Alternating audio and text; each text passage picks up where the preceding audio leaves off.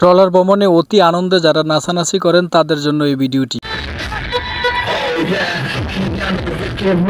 সবার মতো আমরাও কিন্তু ট্রলার ভ্রমণে গিয়েছিলাম, কিন্তু দুর্ভাগ্যবশত আমাদের মধ্যে একজন নাচানাচি করতে গিয়ে পা ছিটকে কিন্তু নদীতে পড়ে যায়। নদীর স্রোত আর ট্রলারের স্পিডের কারণে মুহূর্তের মধ্যে কিন্তু হাফ কিলোমিটার দূরে আমাদের ট্রলার চলে আসে তাকে ফেলে। পরবর্তীতে আমরা তাকে উদ্ধার করার জন্য ট্রলার ঘুরিয়ে তার পাশে যাই, কিন্তু এর মধ্যে যদি সাঁতার না জানা থাকতো অথবা যদি হার্ট দুর্বল থাকতো সেইখানে কিন্তু সে মৃত্যুবরণ করতো। আল্লাহর অশেষ রহমতে আমরা তাকে কিন্তু জীবিত উদ্ধার করতে সক্ষম হই। এটা হচ্ছে আপনাদের জন্য একটা সতর্কবার্তা যে নাচানাচি করবেন ঠিক আছে, কিন্তু অতি নাচানাচি করতে গিয়ে দেখেন যদি যেন পানিতে পড়ে না যান। যদি পানিতে পড়ে যান আর যদি হার্ট দুর্বল থাকে তাহলে আপনাকে কেউ জীবিত উদ্ধার করতে পারবে না। নদীর যে স্রোত, এই স্রোতের কারণে আপনি কিন্তু তলিয়ে যাবেন। যদি অতিরিক্ত সাহসী হন তাহলে আপনি লড়াই করে কিন্তু পানির উপরে ভেসে থাকতে সক্ষম হবেন, তা না হলে কিন্তু কখনোই সম্ভব না। এমনি কিন্তু আমাদের ছোট ভাই স্বপন কিন্তু ট্রলার থেকে কিন্তু পড়ে যায় পানিতে, তারপরে আমরা অনেক দ্রুত কিন্তু তাকে উদ্ধার করতে সক্ষম হই। কিন্তু তাকে পরবর্তী জিজ্ঞেস করলাম তুমি কি ভয় পাইছিলে কি? সে বলল যে ভয় তো অবশ্যই পাইছি, কিন্তু সাহসিকতার সাথে আমি পানির উপরে ছিলাম। স্রোতের সাথে লড়াই করতে হয়